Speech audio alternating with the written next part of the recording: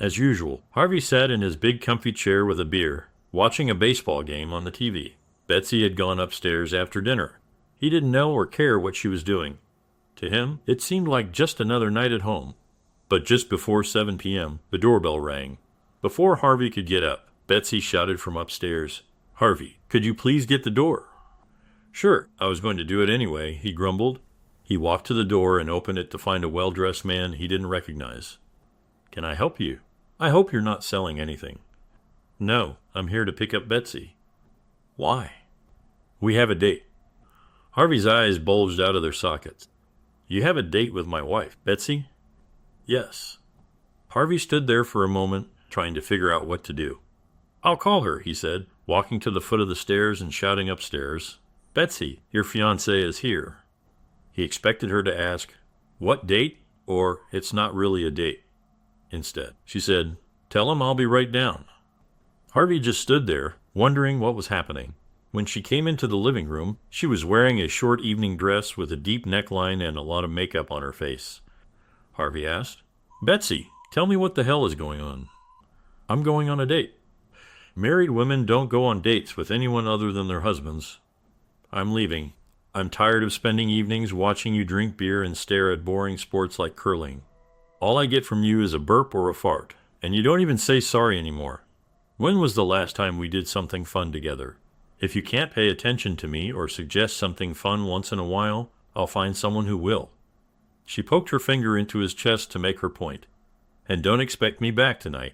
If I'm lucky, I might not come home until morning." She left, slamming the door behind her. Betsy got into the waiting car and told the driver to go.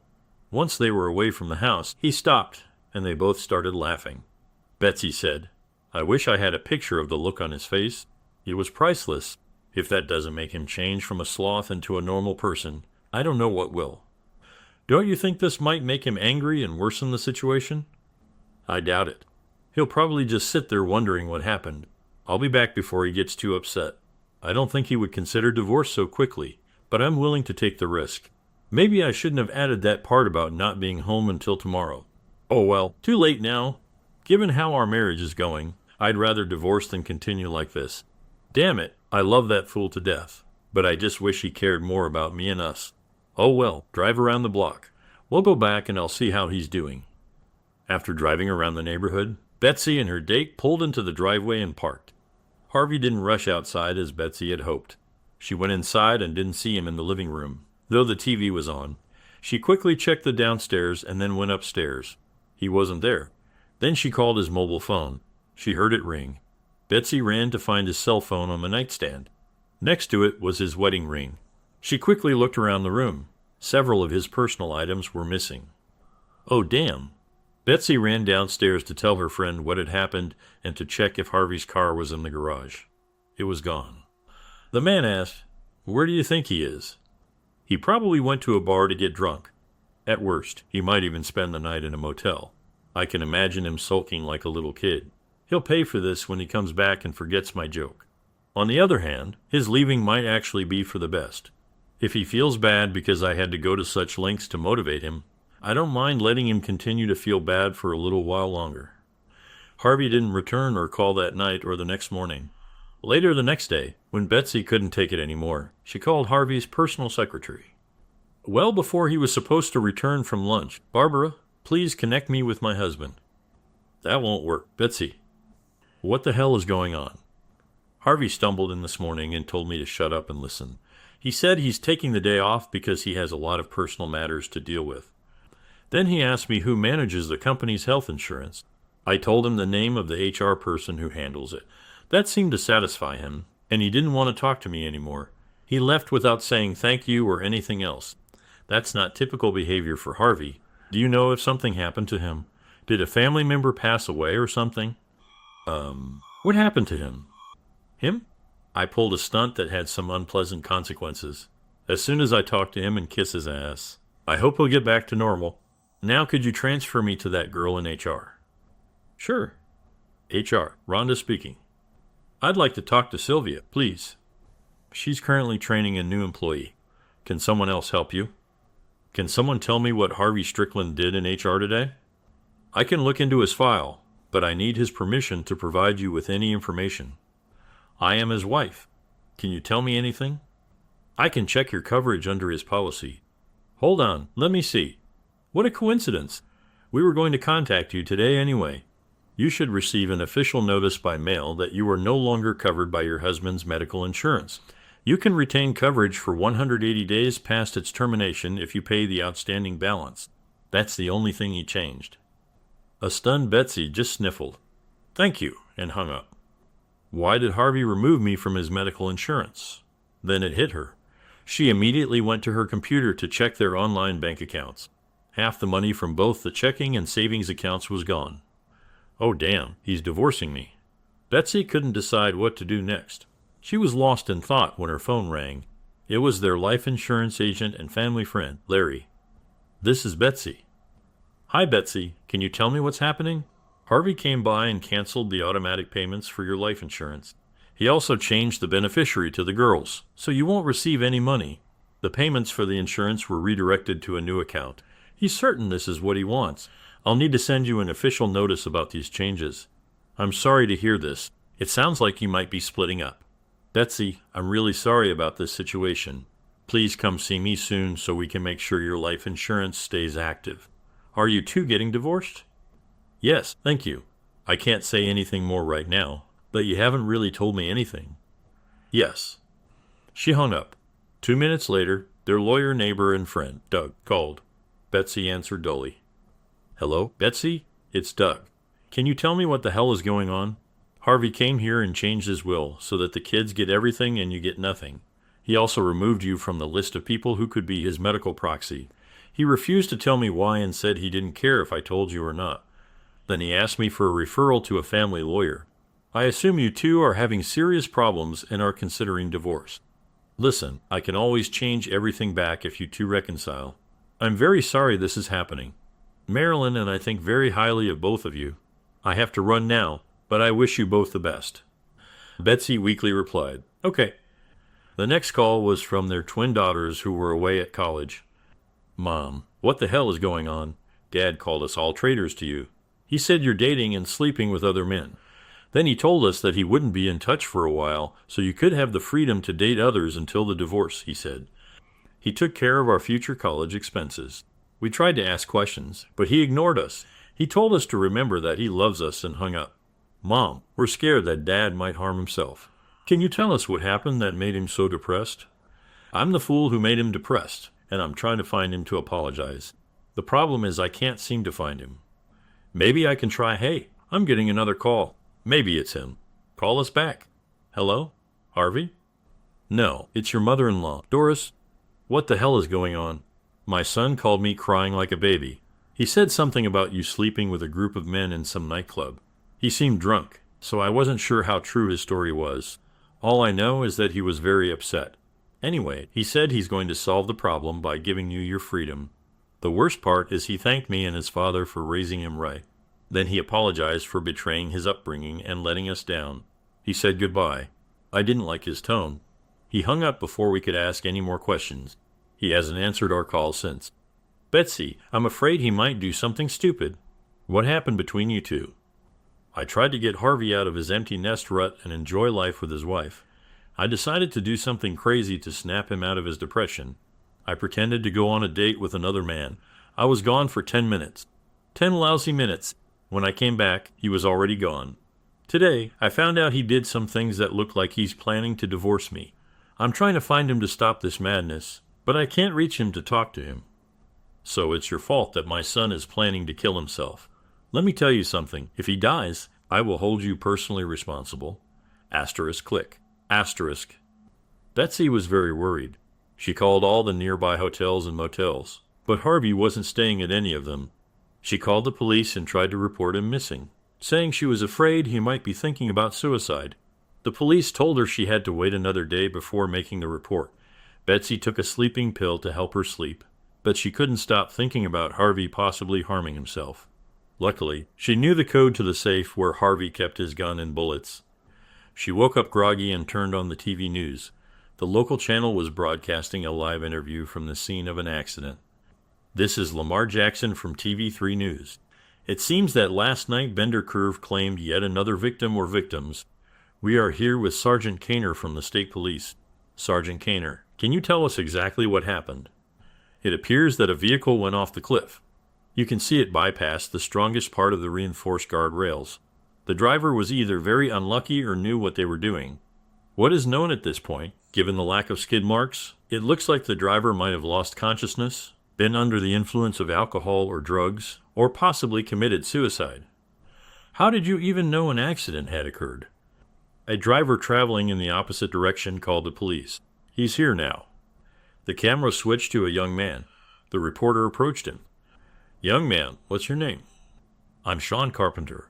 Am I on TV? I just want to say hi to my mom. Hi, Mom. He grinned from ear to ear. Sean, tell us what you saw. Well, I was driving home when I saw this big truck coming towards me. It swerved a little, then crossed into my lane. I hit the brakes, and it suddenly swerved right, hit the guardrail, and went over the cliff. Can you describe the truck? Sure. It was a red Ford F-150, probably a 2019 model. It had a decal of a Western Kentucky Hilltopper on the back window. Did you see who was driving? No, the truck's headlights were on, and I only got a glimpse of the driver. You look like a man. I don't think there were any passengers. That's all I know. Thank you. Sergeant Kaner, have you called for help to find the truck that crashed through the guardrail? Well, we don't know for sure what broke through the guardrail. We assume it was a truck, as Mr. Carpenter reported. From here, it's impossible to see what it is. We have a search and recovery team for the mountains, but they're currently conducting search and rescue operations in another part of the state. I don't know when they'll be able to get down there and check. But what if there's someone alive down there who needs medical help? Then you'd be witnessing a real miracle. No normal person could survive such a fall onto those rocks. I wouldn't risk the lives of those not adequately trained to attempt an expedition just to find out. We just have to wait for the mountain rescue team. Betsy didn't need to wait to guess what had happened and who was dead. She began crying as soon as they mentioned a red Ford F-150 with a decal. She ignored the ringing phone. She had been crying alone for 3 hours before the twins arrived. When she didn't answer their call, they got worried and rushed home to be with her.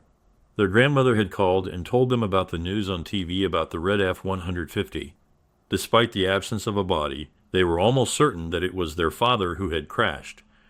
The older of the twins answered the call on her mother's phone and handed it to her. The caller ID displayed the name of a law firm. Hello, this is Betsy Strickland. She could barely pronounce her last name due to choking back tears. Mrs. Strickland, I'm Chris Andrews, a lawyer at the same firm where Doug works. Your husband hired me to handle his divorce. Doug convinced me to call you. The Riverton police from Caldwell County contacted me. They responded to a robbery where a man was injured and taken to the hospital. He had a head injury, lost his wallet and keys, and went into surgery in a coma to reduce brain pressure. They identified him as Harvey Strickland from a motel room key found on him. In his hotel room, they found papers including a divorce agreement, which I'm managing. Harvey wanted me to handle the divorce so you wouldn't have to deal with him directly. He instructed me not to allow you to visit him in the hospital. Following his clear verbal instructions, your children can visit, but I have the final say on visitors. What? He's my husband. Of course, I can see him. I'm very sorry, but the directive he signed gives me, and only me, the authority to make decisions regarding the divorce and his medical care. I must follow his last verbal instructions. If you want to hire a lawyer to contest this, you should do so immediately. Isn't the divorce process halted because of his condition? No, ma'am. I was given clear instructions to pursue the divorce no matter what, although I don't think he anticipated being robbed. Does this mean all the financial, insurance, and beneficiary actions he took won't be reversed? Yes, ma'am. All those actions were completed by him, and at this point, I have no evidence that he wants them reversed. Of course there's no evidence. He's in a coma. This is just ridiculous. I tricked my husband into believing I was going on a date with another man. When I came back to tell him it was a joke, he was already gone. He got rid of his cell phone, so I couldn't tell him it was a joke.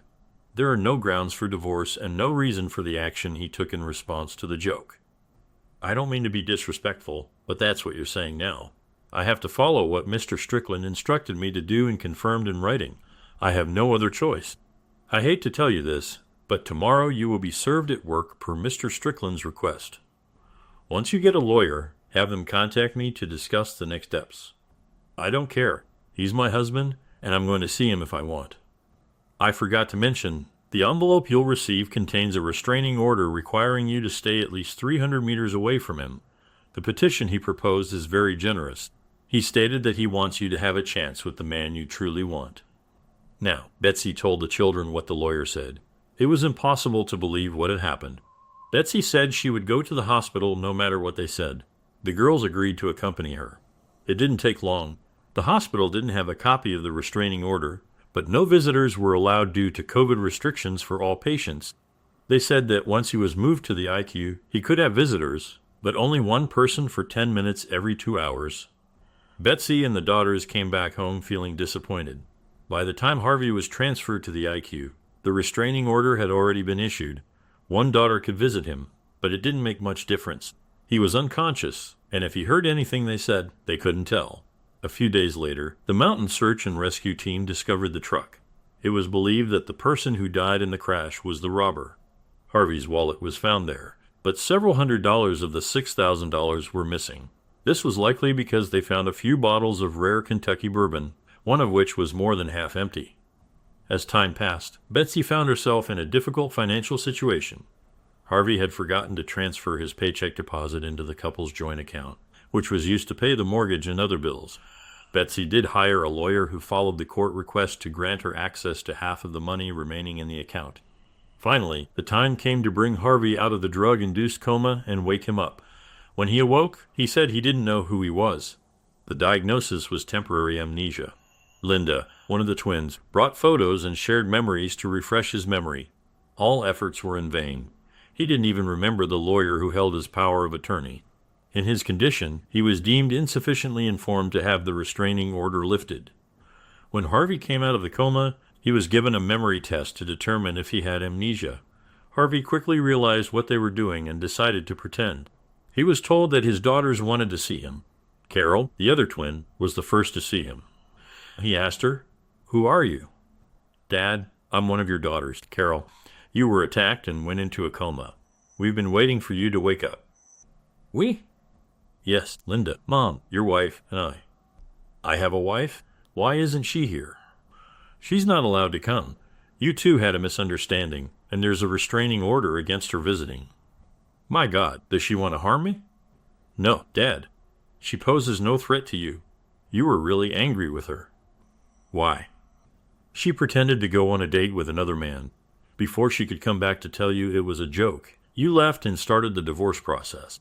Now that you're awake, you can stop all of this." "How do I know she didn't go on the date?" "She says she didn't." "Didn't you just say she said she was going on a date?" "Yes, but that was a lie." "So she lied about going on a date, but is now telling the truth about not going on a date. I might not remember you or her, but I'm not a fool. I must have taken steps to protect myself. Sorry, Missy, but your 10 minutes are up. You'll have to leave now." 2 hours later, his second daughter arrived. "I talked to you earlier, didn't I?" "No, that was my twin sister Carol. I'm Linda. Don't you recognize me?" "I'm sorry, but not yet. You and your sister are very attractive young women.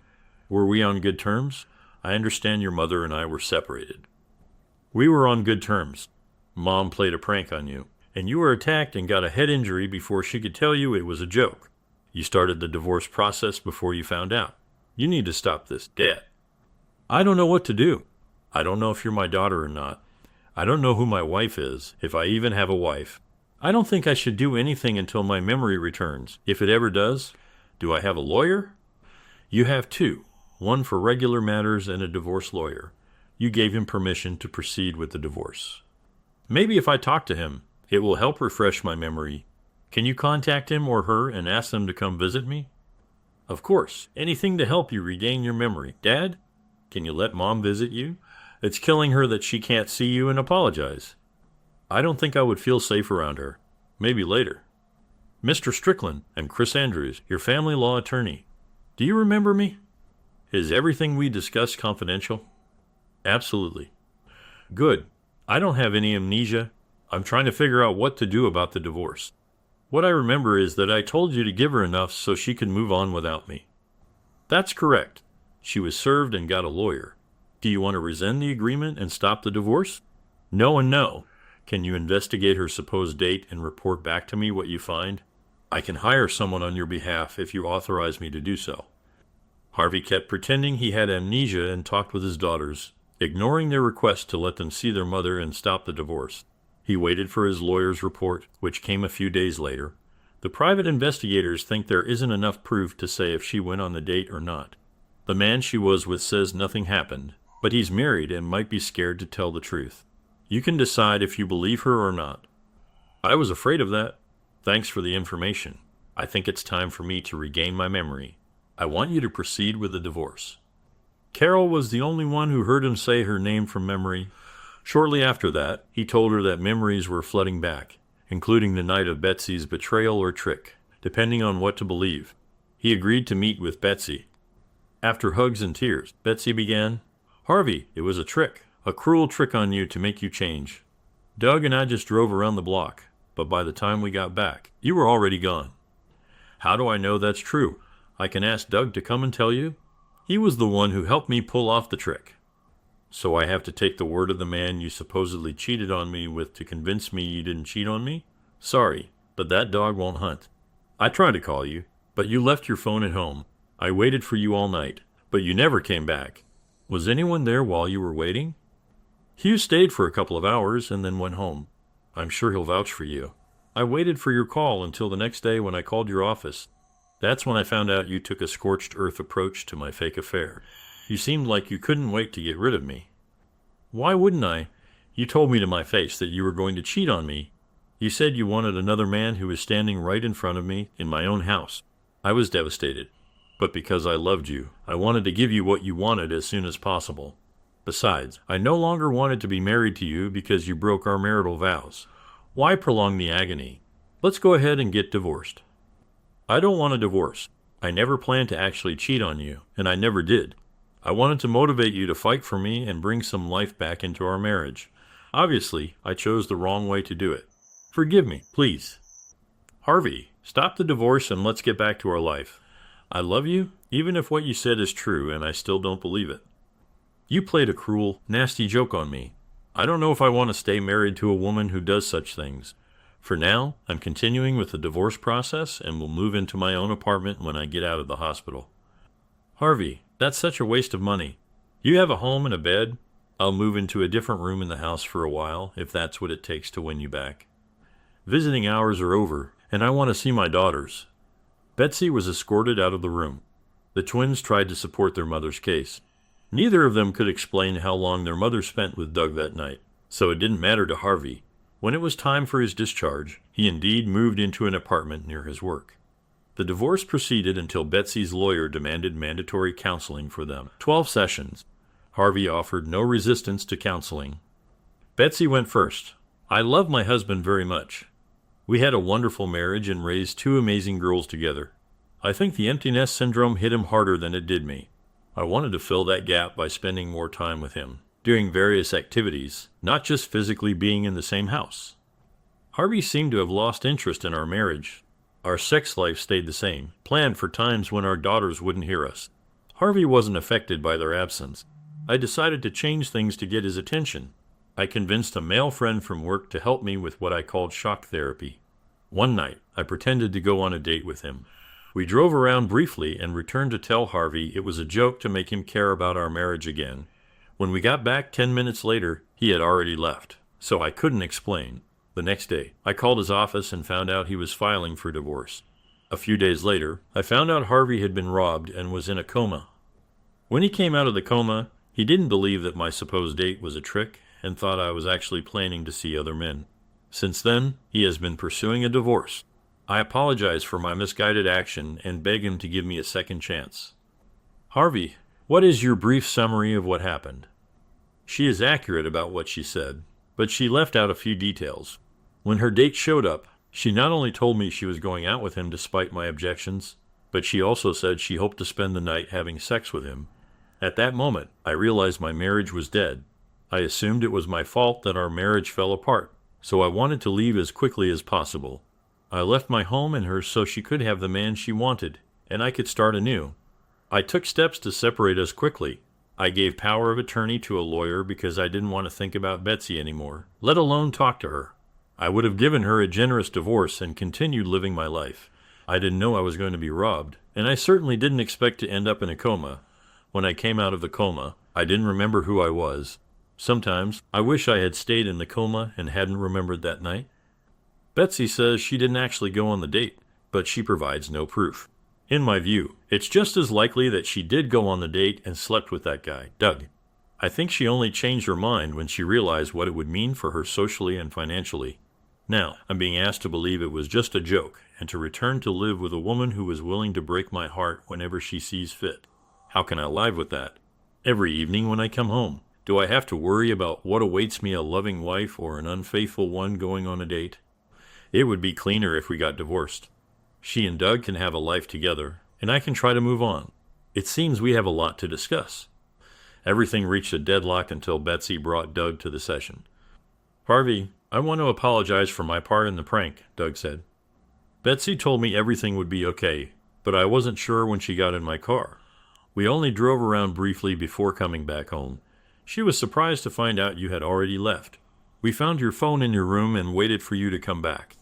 She spent most of the time complaining about what happened and how much she cares about you. After a while, I left. I'm sorry again. Do you believe me now, Harvey? His words certainly sound sincere, but maybe he's just a good actor. Harvey, it seems there's nothing I can do to prove to you that it was just a joke. Despite what happened, I promise I will never play such a prank on you again. Can't you just believe me? Let's see. You lied to me that night when you said you were going to spend the night with Doug. Then you claim you didn't do anything. You now say you're not lying. Next, you want me to believe you won't do anything like this in the future. How am I supposed to know where the lie ends and the truth begins? It all comes down to trust. Harvey, if we want to be together again, you'll have to trust me. If you can't do that, I'll agree to divorce you. The counselor spoke up. I have a suggestion. How about a postnuptial agreement that stipulates if Betsy ever does this again, you get all the property in the divorce? Would you be willing to sign that? Betsy replied, Yes. Harvey added, I think I could try that. Betsy approached and hugged him. Harvey slowly reintegrated into his marriage with Betsy. It took quite a while before they shared a bed again. Their interaction was very fragile. Over time, they developed a relationship that included more outings, working on home projects together, visiting their daughters, and traveling. Their sex life was more active than before the incident. Betsy began to feel comfortable at home. One day, Harvey called Betsy and said, Don't make dinner. We're going somewhere. He had to hang up fast, so Betsy didn't know why. She remembered his workplace was reorganizing due to a merger. Betsy thought he must have received good news about his job. When Harvey came home after the reorganization, he went straight upstairs. I'm changing for the evening, he commented on his way. Shortly after, the doorbell rang. Betsy opened the door. A woman who looked about 10 years younger than them stood there. She was very attractive and professionally dressed. Yes, can I help you? I'm here for Harvey. We have plans tonight. Betsy remembered the incident she had tried to forget. She thought he was finally trying to get revenge. An idea came to her mind. She invited the woman in. You have a lovely home, Mrs. Strickland. Thank you. Excuse me for a moment. I need to tell Harvey you're here, she shouted. Harvey, your companion is here. His response was indistinct. She assumed he said he would be down shortly. She returned to the woman. Betsy was about to ask her a question when she heard Harvey coming down the stairs. She decided to take action. Betsy wrapped her hands around the woman's throat and began to choke her lightly. You husband-stealing wench. The woman, whom Betsy assumed was part of a revenge prank, began to resist. Harvey shouted, Betsy, stop! What the hell is going on? Betsy started laughing. This time I caught you trying to prank me. What prank? This is my new supervisor from the merger, Amanda Brooks. Amanda, I'm so sorry. I don't know what got into her. Amanda frowned at him. I like to think my subordinates are normal people, both at work and outside of it. You can say goodbye to your new position if this is what you consider normal. I'll be in the car waiting for you to take me back to the hotel, Amanda. Please, give me a chance to explain before you do anything rash. She stormed out the door. Betsy sat on the couch, crying, Thanks a lot. Betsy, Just when I thought our marriage was getting back to normal, you ruin our marriage and my job. That's it. I'm leaving to try to save my job. I won't be coming back to save our marriage." He headed to the car. Betsy ran upstairs and collapsed on the bed, sobbing. What the hell is happening? What have I done? About 15 minutes later, Harvey and Amanda returned to the house. He called Betsy downstairs. They explained to her that she had been pranked. Betsy clung to Harvey and screamed how sorry she was. Later, they went out for dinner and drinks. Amanda shared how she was scared she might get hurt, but that Harvey's help with the prank made it worth it. Betsy eventually reached a point where she could laugh along with them. When Betsy and Harvey got back home, she went to clean the kitchen before bed. Harvey went upstairs. Right away, he saw his locked-up automatic pistol on Betsy's nightstand. Checking the gun, he found a bullet inside and the safety off. It worried him deeply. Second story, my husband cheated on me when we first started dating. So, I just found out that when my now husband and I were first dating, like in the first few months, he was talking and sleeping with other girls. We've been married for about 5 months now, dated for 2 years, and talked for a year before we started dating. I knew before we started dating that he was talking to other girls, which was okay since we weren't exclusive. But when we started dating, he told me I was the only person he had been hooking up with in the last 6 months and that he wasn't talking to anyone else. I didn't mind if he was, but that's what he told me, so I believed him. We fell in love, and he tells me all the time how glad he is that I'm in his life. One of the reasons he thinks I'm the one is because I've always been there for him, even when his family wasn't. He says he never knew there was someone out there who could be there for him at his lowest and make every day better than the day before. But recently, I went through his phone, honestly just out of boredom because my phone died. I saw some old messages from the first few months we were dating, and when we were talking, he was hooking up and trying to hook up with other women. Honestly, I wouldn't be so upset if he didn't lie to me about it. I know some people don't take relationships seriously in the first few months, but I feel betrayed. I know it was a long time ago, and he hasn't been doing it since, so I don't know if I should forgive him or not. What we have now is amazing, but I feel betrayed. I was honest with him that I went through his phone and saw the messages from when we first started dating. He apologized and said he shouldn't have done that, but it was so long ago that he barely remembers when it happened. He knows he messed up and asked if I was going to leave him. I told him I wasn't. I've known for the last few months now, and it keeps creeping back into my mind. He went back to his phone the next week and deleted everything old to show he will never be texting any girls. But I don't know if he did that to hide evidence or what. He doesn't know that I took a recording of multiple conversations he had with these girls he was hooking up with. I don't know if I should delete them because I keep watching them back, or if I should show him that I recorded them and have a serious conversation about it. I am positive he won't ever do that again, but I don't know if confronting him would ruin our relationship. Because even though he did wrong, I did wrong by going through his stuff like that and recording it. I don't want to break up with him, but I also don't know if I can just act like that never happened. Everything he tells me, I don't know if it's the truth or a lie. Any advice?